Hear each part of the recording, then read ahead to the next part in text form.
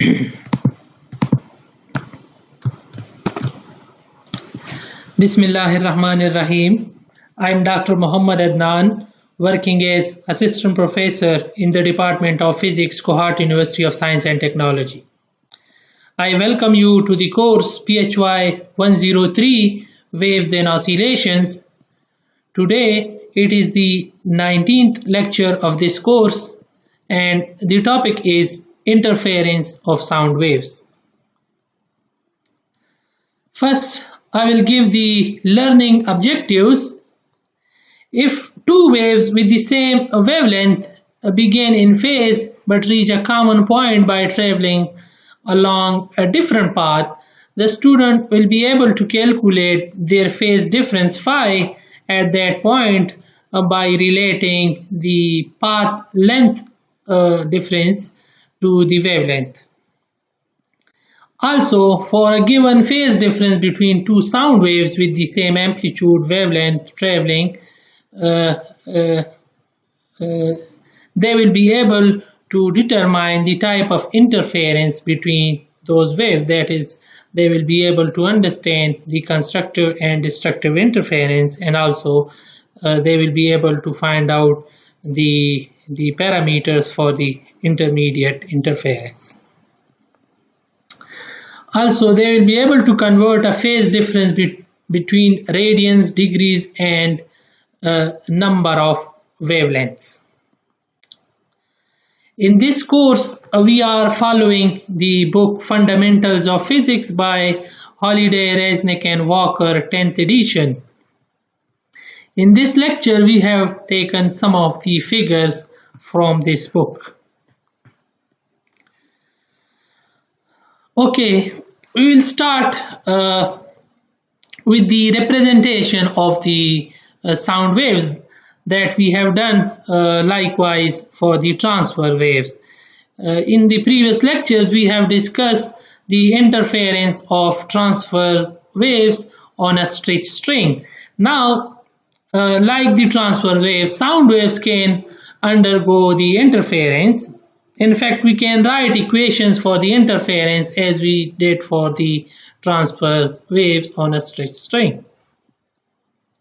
So for that, suppose two sound waves with the same amplitude and wavelength are traveling in the positive direction of an x-axis with a phase difference phi. If you remember, for the case of transverse waves, we have a representation of the wave or the displacement function as y is equal to ym sine of kx minus omega t. For the longitudinal waves, in the last lecture, we have discussed the displacement vector as s1 equal to sm cos of kx minus omega t.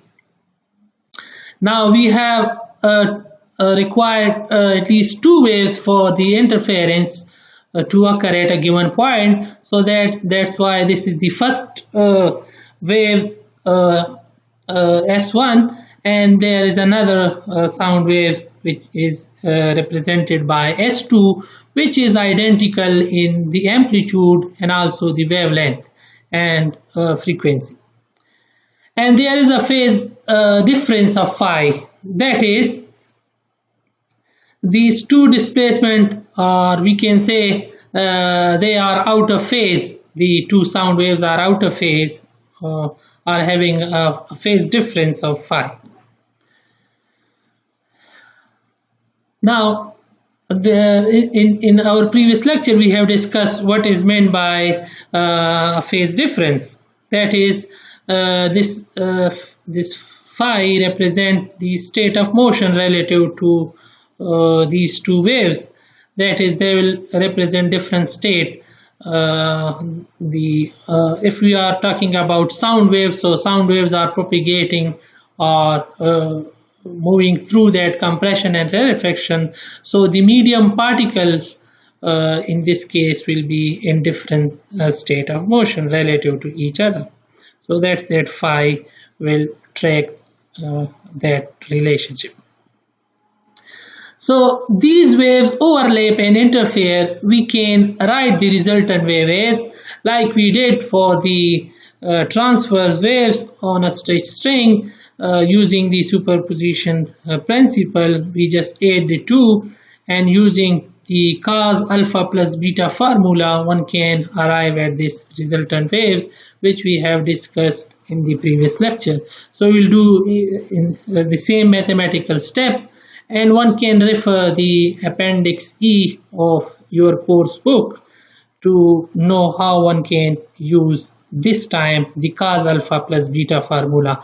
Last time for the transverse waves we have sine functions here, so we used the sine alpha plus beta formula, but now this time we have cos alpha and then another function cos beta, cos alpha minus beta. So in this way we can arrive at this resultant equation, where this part is the amplitude of the resultant waves, and again the resultant wave is itself a sinusoidal traveling wave.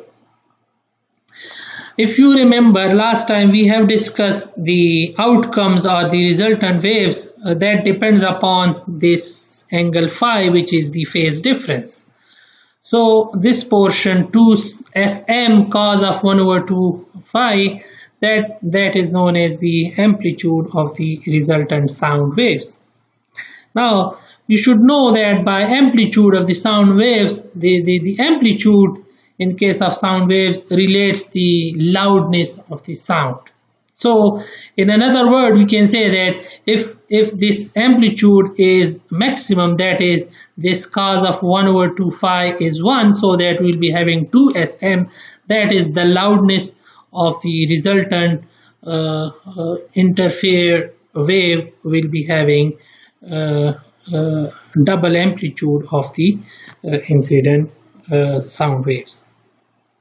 So in this lecture, basically we will be dealing with this phi, and that is to find out those limits in which this cos 1 over 2 phi is 1, and this cos 1 over 2 phi can have 0 as well, since we know that this harmonic function repeats its value after 2 pi radian. So in this way we will be discussing the outcomes or the resultant waves, resultant sound wave in terms of the amplitude. So for that we need to consider these two identical sources so that they have the same amplitude and wavelength, S1 and S2, and they are producing these two sound waves. We are interested at point P, which is the point of interference, so that at this point P we will be having that resultant waves, and the resultant wave depends upon the phase difference between the two waves. Those are arriving from the source S1 and S2. Now one thing is that we can control this phi through that path length. That is, we will be on the next slide we will see that how one can link the value of phi, which is the representation of the phase difference between the two sound waves, those are arriving at point P, that we can link with these path differences, that is the difference in the distance or displacement they traveled while arriving at point P. So that we will do, and that we do because we are interested at the outcomes of this interference, or we can say the resultant waves at point P. So we start with this figure having two sources, S1 and S2, producing sound waves which are out of phase, having a phase difference of phi. The first sound waves traveling a distance L1 and the second one is L2. So we have two sources S1 and S2 emit sound waves that are in phase, and of identical wavelength. Initially they have the same parameters. Now the sources themselves are said to be in phase, that is, as the wave emerges from the sources their displacements are always identical. As I told you at the beginning that two sound waves are having the same wavelength and amplitude. The amplitudes are Sm for both the sources. We are interested in the wave that then travel through point P, as shown that this is the point of interference over which they superimpose each other. Now we have an assumption here, that is the distance to point P from these two sources is much greater than the separation between the two sources. That is, this distance is small compared to these distances. That is to approximate that the sound waves are traveling in the same direction while it reaches point P. That is, if this distance is small and this distance is large, so that the two sound waves which are emerges from these two sources will be having the same direction at point P. Now if the waves travel along the path with identical length to reach point P, that is, if we just bring this point P here to the middle point, which is the separation between the two sources S1 and S2, so that if we make this point P here, so in that situation the length will be the same. They would be in phase in that situation. This means that they would undergo fully constructive interference. But since we have taken this point P arbitrary, so that initially we don't know that L1 and L2 are the same or they are different in length. So that, however, as shown in the figure, from this figure, we know that this path L2 traveled by the wave from this source S2 is longer than the path L1, which is traveled by the sound waves which emerges from this source S1. So there is a path difference.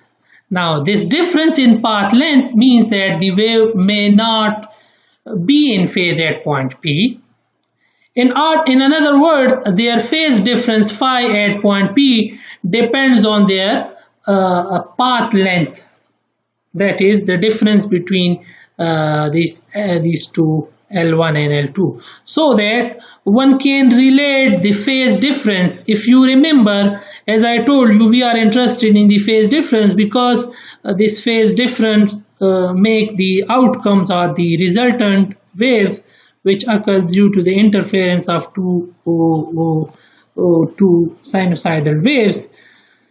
Now this phi one can relate to the path differences. As I told you, we are interested to know the various values of this cos 1 over 2 phi, and this function cos depends upon this angle phi, so that one can relate the value of this phi to the path difference.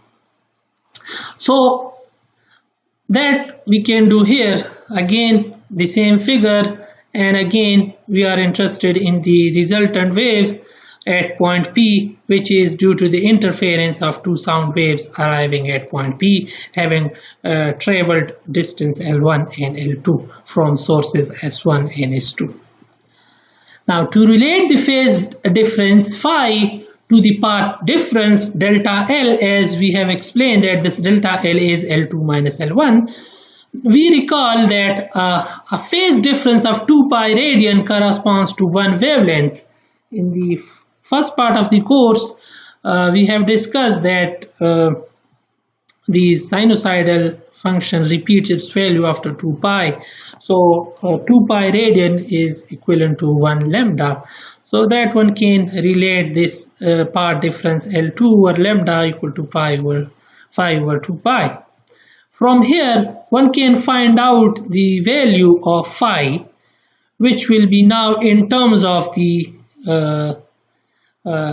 path difference, the lambda, which is the incident wavelength, and this 2 pi is because that the function which are involved that repeats its value after 2 pi. So that now this phi is this phi in which we are interested to get the various periodic values of this cos 1 over 2 phi. So from here we can see that if this portion is either 0 or integral multiple 1, 2, 3, so that the phi will be equal to either 0, pi, 2 pi, 3 pi, 4 pi, and in those situations the function will give us maximum value, that is 1 and minus 1, if we are only interested in the magnitude for the time being, so that we will say that the value will be 1. So for the constructive interference to occur when phi is either 0, that is this will 0 if we make this path difference equal to 0, so that this pi will be equal to 0 and this cos 0 will give us 1, so that the amplitude of the resultant waves will be doubled. Or it is either 2 pi, that is if this portion is 1, or any integral multiple of 2 pi. That condition we can write generally that if phi is equal to m times 2 pi, where m is 0, 1, 2, 3. So this is the condition for the constructive interference, that is if this phi is either 0 or integral multiple of the 2 pi radian. Now we can extract this condition if we just limit this delta L over L equal to 0, 1, 2, 3. That is, if the path difference is the L2 minus L1. If that path difference is either 0, that is, as I told you, if we bring this point P here to the midpoint, so that L1 and L2 is 0 and delta L will be 0. So either this path difference is 0 or it is integral multiple of the wavelength of the wave which are arriving. So that one can say that for the constructive interference we need to have the path difference equal to the integral multiple of the incident wavelength, or either if the path difference is either 0 or integral multiple of the incident wavelength. So if we make this condition here, so that this phi will be equal to either 0 or 1 times 2 pi, 2 times 2 pi, 3 times 2 pi, and that condition comes from the path difference. So if you remember at the beginning I told you that we will link this phase difference phi to the path difference, and that is for the constructive interference if the path difference is either 0 or integral multiple, so that this phi will be having such a value in radian, so that this whole cos function will give us 1, and in that situation the amplitude will be maximum and we will be having a constructive interference.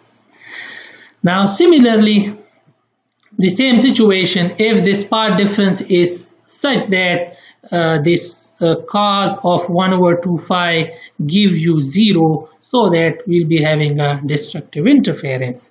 So fully destructive interference occur when phi is an odd multiple of pi. That is, this is in continuation to the last slide. This phi, if this phi is either 2m plus 1 phi, that is, if we use the same m 0, 1, 2, 3, so that all the time this phi will be the odd multiple of pi.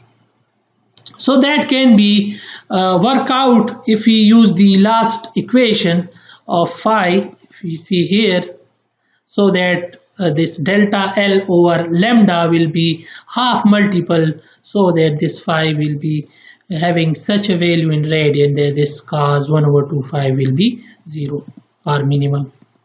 So that comes out to be, if delta L over lambda is equal to, let's say 1 over 2, or one can say that in another word, if this is 0.5 or 1.5 or 2.5 and 3.5, so in all those situations we will be having a value of phi such that the function will give you 0 and the resultant wave amplitude will be 0. That is, the loudness will be almost negligibly small or 0. Now, of course, the intermediate interference that we have discussed for the case of interference of wave on a stretched string, that can also be worked out here. That is, when the two waves could produce intermediate interference, as we say, if this delta L over L is, for example, 1.2, so that 1.2 value is neither half multiple or it is integral multiple. So this would closer to fully constructive interference, because as I told you, for the constructive interference, the path difference should be integral multiple, or it should be either the path difference should be 0. So this 1.2 is close to the value 1 rather than it is close to 1.5. So that for the such situation, the amplitude of the resultant waves will be in between maximum and minimum, and in this case for delta L over lambda equal to 1.2, this will be closer to the maximum value, which is 2 S of n. Now, with these conditions, that is for the interference of sound waves, we can either have a maximum amplitude, and as I told you, the amplitude relates the loudness of the sound, or either it will give us the destructive interference, or one can have the intermediate interference depending upon the ratio of this path difference to the lambda, which is the wavelength of the incident waves, sound waves. You need to look this activity which is given in the sample problem 17.2, which is based on the interference of sound waves. As I told you, that if we move this point P, the delta L over L will be different. At some points, this delta L, which is L2 minus L1, will be 0. So those points will be points where the amplitudes will be double, or we can say that the constructive interference will occur. So in this activity, they have two sources S1 and S2 separated by a distance d, such that this middle point between the sources will be capital D by 2 and this will be capital D by 2. So this point automatically, you need to read this thing, that in this situation this L1 and L2 will be the same, such that delta L will be 0. So this point will be having corresponds to a constructive interference. So in this way they are moving through that circle, and you see this one is here the path difference is equal to, where this path difference is delta L, which is L2 minus L1, and that is equal to 1 lambda. So this is the point for the constructive interference, and these points, the C and D, is point for the destructive interference. So over this whole circle they have shown you how to find out or how to relate the path difference, which is just moving the point of interference through a circle, and so that these L2 and L1 are different in length, and at some point they are equal because they are related with the phase difference phi. So in this way you need to find out all these points. You need to just go through this activity. Also, you need to solve the problems which are based on the interference of sound waves, and the problems are given in the module 17.3, and there are problem number from 16 to 23. And with this, I thank you for your time.